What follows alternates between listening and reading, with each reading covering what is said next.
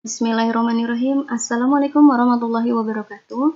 Thank you buat teman-teman semua yang masih support channel ini. Jangan lupa like, comment, share, subscribe, dan klik tombol loncengnya biar gak ketinggalan video terbaru lainnya. Ingat, subscribe itu gratis kok teman-teman. Oke teman-teman semua, kali ini kita akan melanjutkan membahas tentang prediksi soal SKB Perawat Terampil tahun 2021. Ini berdasarkan FR teman-teman ya, tanggal 17 November kemarin. Dan kita sesuaikan dengan peraturan Menpan RB. Oke. Nah, yang pertama itu akan kita bahas tentang tata laksana EWS atau Early Warning System. Ya, ini pakai sistem itu ya, Early Warning System itu kita lihat dari kisi-kisi ya teman-teman.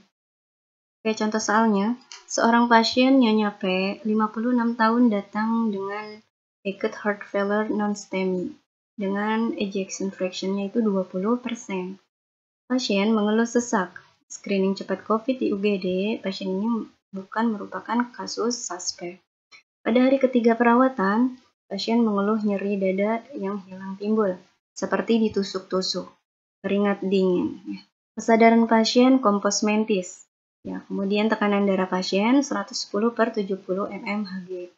Kemudian nadinya 129 kali per menit, respirasi 24 kali per menit, suhu 36,4 derajat Celcius, saturasi oksigennya 100%. Skor EWS pasien adalah 5. Apakah yang harus dilakukan oleh PJ-SIF? A. Monitoring NEWS per 4 jam dan dilaporkan ke dokter jaga. B. Monitoring NEWS setiap jam dan dilaporkan ke DPJP. C. Monitoring NEWS setiap 15 menit. D. Aktifkan kode blue. E. Konsultasi ke intensive care unit. Jawabannya teman-teman. Oke, jawabannya itu yang B. Monitoring NEWS setiap jam dan dilaporkan ke dokter penanggung jawab pasien. Oke, nah ini penjelasannya ya teman-teman. EWS ini merupakan sebuah sistem scoring yang digunakan sebagai deteksi dini kegawatan pada pasien sehingga dapat mencegah kematian atau mengurangi dampak yang lebih parah dari sebelumnya. Nah, kalau kita lihat dari algoritma EWS itu, tindakan yang pertama itu kita memantau kesadaran pasien ya, dan juga mengukur tanda-tanda vital pasien. Setelah itu kita memberi skor ya, lalu kita interpretasikan skor tersebut masuk ke dalam zona hijau, kuning, oranye, ataupun merah, dan kita lakukan tata laksananya. Oke, ini skor yang 0 sampai 1 itu masuk ke dalam kategori hijau. Apa itu kategori hijau? Itu mungkin yang paling aman ya teman-teman. Nah, ini tata laksananya apa? Kita monitoring per shift dan didokumentasikan ke lembar data harian dan catatan perkembangan pasien yang terintegrasi. Kemudian skor 2 sampai 3 itu tandanya kuning. Ya, tata laksananya monitoring per 4 jam untuk NEWS. Kemudian pengkajian ulang dilakukan oleh penanggung jawab shift dan dilaporkan juga ke dokter jaga serta didokumentasikan di lembar pengawasan khusus atau observasi. Kemudian skor 4 sampai 5 itu masuk dalam kategori orange ya. Ini tata laksananya kita monitoring per 1 jam. Kemudian pengkajian ulang dilakukan oleh penanggung jawab shift dan diketahui oleh dokter jaga serta ya dokter jaga itu ruang fisik pasien serta kita laporkan ke DPJP ya, dokter penanggung jawab pasien untuk tata laksana selanjutnya. Kemudian skor 6 ataupun lebih dari 6 ini tandanya merah ya, tandanya yang paling gawat. Kita harus monitoring terus-menerus nih dan juga menghubungi tim kode blue untuk dinilai ini pasiennya itu perlu dilakukan tindakan kode blue ya, tindakan kegawat daruratan, dan juga perlu nggak sih kita harus konsul pada bagian intensive care unit. Seperti itu teman-teman. Jadi masuknya skor 5 itu masuk ke dalam kategori orange. Jadi harus dimonitoring per 1 jam dan juga harus dilaporkan kepada DPJP. Oke, selanjutnya nah ini tentang maternitas teman-teman. Berhubung di kisi-kisi itu tidak ada tentang khusus spesifik ya tentang maternitas, maka kita anggap saja ini masuk ke dalam keperawatan dasar ya. Oke. Contoh soalnya, yang pertama, seorang ibu hamil 30 minggu datang ke poli kandungan. Ibu mengatakan tiba-tiba saya mengalami perdarahan, padahal saya tidak pernah jatuh, atau perut tidak pernah terbentur. Warna darah merah segar. Ibu pun mengatakan sudah 1 minggu tidak berhubungan intim dengan suaminya. Komponen kritis yang mungkin terjadi pada ibu adalah terjadi apa? A. Abortus, B. Placenta previa, C. Hyperemesis gravidarum, D. Kematian janin dalam rahim atau KJDR, yaitu preeklamsi. Jawabannya teman-teman? Nah, jawabannya yaitu placenta previa. Oke, penjelasannya, abortus atau aborsi, atau lebih kita kenal dengan keguguran ya teman-teman, ini pendarahan yang sering terjadi biasanya pada trimester pertama. Nah, sedangkan kehamilan 30 minggu ya, atau di kasus ini merupakan kehamilan pada trimester 3. Nah, ini jawabannya itu placenta previa, teman-teman. Apa sih placenta previa ini? Placenta previa ini perdarahan yang terjadi biasanya di akhir trimester kedua ataupun pada trimester ketiga kehamilan. Nah, perdarahan ini terjadi karena adanya pemisahan plasenta dari segmen bawah rahim dan ketidakmampuan si rahim ini untuk berkontraksi. Kemudian hiperemesis gravidarum. Nah, ini mual muntah yang berlebihan ya teman-teman pada ibu hamil, biasanya terjadi pada trimester pertama. Kemudian kematian janin dalam kandungan, ya KJDR. Ini biasanya akan ditandainya dengan tidak adanya gerakan si janin ya. Dan ketika diperiksa itu kita mungkin tidak menemukan ya detak jantung janin tersebut. Kemudian ada preeklamsi. Preeklamsi ini merupakan penyakit kehamilan yang berkisar dari hipertensi ringan ataupun sampai hipertensi berat. Ini disertai dengan mendasari sistemik patologi yang dapat memiliki dampak yang parah pada ibu maupun pada janin. Oke, selanjutnya nomor 2. Seorang ibu berusia 29 tahun, G1 P0A0, dia hamil 42 minggu. Datang ke puskesmas jam 17.00. Saat dilakukan ya, pengukuran tinggi fundus uterina, itu dia dapatkan hasil 36 cm. Dia sudah merasakan mulas-mulas teratur ya sejak 12 jam yang lalu dan sekarang ingin mengedan. Lain mengatakan mulas terasa 5 kali setiap 10 menit selama 50 detik. Lain juga mengeluh sudah ada keluar darah bercampur lendir dari kemaluannya. Nah, saat dilakukan pemeriksaan nih oleh perawat, lain sudah mengalami pembukaan 10 cm. Serviks tipis dan mendatar. Berdasarkan informasi tersebut, kondisi pasien tersebut berada pada titik B. Nah, A kala 1, B kala 2, C kala 3, D kala 4, E kala 1 fase aktif. Nah, jawabannya teman-teman. Oke, jawabannya yaitu kala 2. Oke, kita jelaskan dulu. Nah, proses persalinan itu dibagi menjadi 4 kala ya teman-teman, kala 1 sampai kala 4. Nah, kala 1 ini dimulainya kontraksi kuat. Ini cirinya ya. Kontraksinya itu udah kuat dan teratur. Ini biasanya ada sampai pembukaan serviknya itu sampai 10 cm.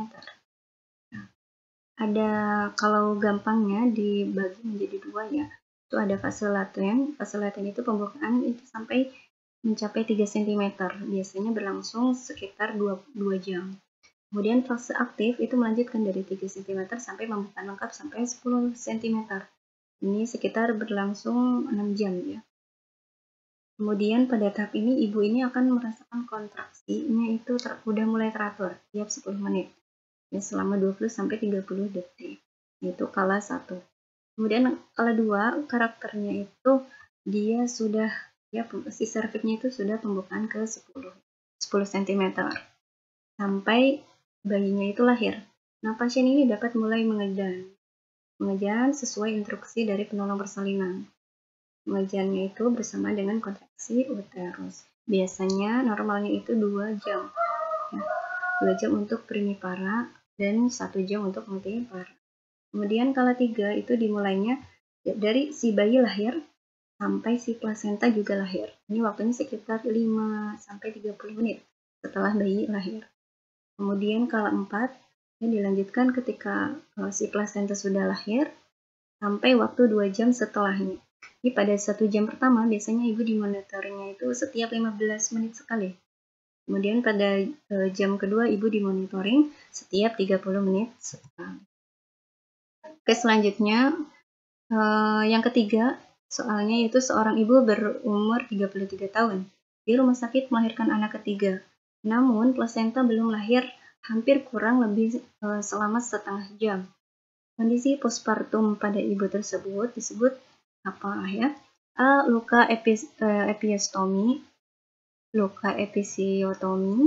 B. Atonia uteri, C. Robekan vagina, D. Retensio placenta, E. Ruptur uteri. Jawabannya teman-teman. Oke, retensio placenta. Ini kita jelaskan. Yang pertama luka episiotomi. Nah, ini luka episiotomi ini yaitu sayatan yang dibuat di perineum antara jaringan lubang vagina dan juga anus ya. Kemudian atonia uteri. Atonia uteri ini jadi si rahimnya itu tidak bisa berkontraksi ya setelah melahirkan. Ini karena persalinannya lama ataupun persalinannya tertunda. Kemudian ada robekan vagina ya. Ini robekan spontan yang terjadi selama proses melahirkan normal pada perineum, terutama ketika mengejan ya dan saat bayi akan keluar. Itu terjadi robekan vagina. Nah, retensio placenta ini adalah kondisi ketika plasenta atau ari-ari ini tidak mau keluar ya. Tidak keluar dengan sendirinya. Dia tertahan masih dalam lahir setelah melahirkan bayi ya.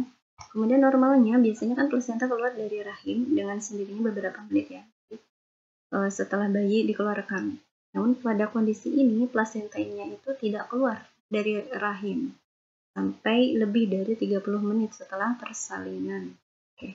Nah, kondisi ini sangat berbahaya teman-teman ya, dapat menyebabkan infeksi bahkan dapat menyebabkan terjadi kematian juga.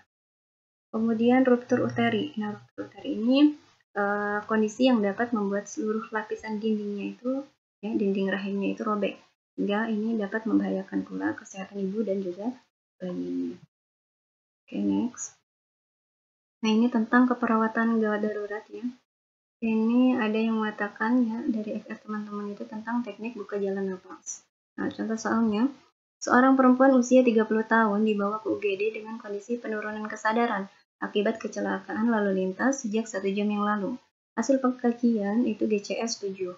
Sulit bernapas, terdapat jejas pada leher, dan ada tanda betal ya pada mastoidnya.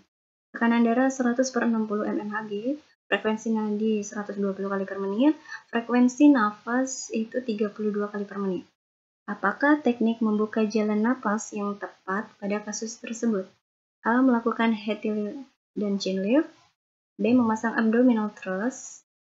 Oke, maksudnya melakukan ya teman-teman, melakukan abdominal thrust. C. Melakukan jaw thrust. D. Melakukan head tilt. E. Melakukan chin lift. Jawabannya teman-teman. Oke. Jawabannya yaitu melakukan jaw thrust. Ini penjelasannya ya. Pada kasus pasien yang dicurigai cedera kepala ataupun servikal ya, ini pasien kecelakaan biasanya, yang ditandai dengan adanya tanda jejas pada leher dan juga betal ya, pada mastoid.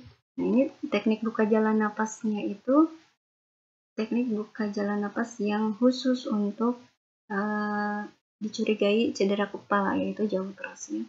Yang tidak boleh itu head tilt dan chin lift ya, karena ini dapat memperburuk kondisi pasien, terutama bagian tulang belakangnya ya teman-teman. Oke, next. Nah, ini tentang SOP nebulisasi. Oke. Contoh soalnya, perawat akan melakukan tindakan pemberian nebulisasi kepada pasien anak dengan asma bronkial. Apakah yang dilakukan setelah memastikan nebulator dapat berfungsi dengan baik? A. Mengisi nebulator dengan aqua sesuai takaran. B. Memasukkan obat sesuai dosis. C. Memasang masker menutupi hidung dan mulut klien. D. Menghidupkan nebulator dan meminta klien napas dalam sampai obatnya habis. E. Membersihkan mulut dan hidung dengan tisu. Jawabannya teman-teman. Nah, jawabannya itu memasukkan obat sesuai dengan dosis yang dibutuhkan. Oke, nah ini masuk ya dalam tahapan kerja nebulisasi. Nah, yang pertama yaitu menjaga privasi klien, yang kedua mengatur klien dalam posisi duduk, kemudian menempatkan meja atau troli yang berisi set nebulisasi di depan pasien, kemudian mengisi nebulator dengan aqueous sesuai takaran, kemudian memastikan alat dapat berfungsi dengan baik. Kemudian kita masukkan obat sesuai dengan dosis, lalu memasang masker menutupi hidung dan mulut klien, ya. Kemudian menghidupkan nebulator dan meminta klien napas dalam sampai obat habis, dan terakhir kalau selesai klien suruh membersihkan mulut dan hidung ya dengan tisu. Oke, jadi jawabannya setelah memastikan alat berfungsi dengan baik, maka masukkan obat sesuai dengan dosis ya.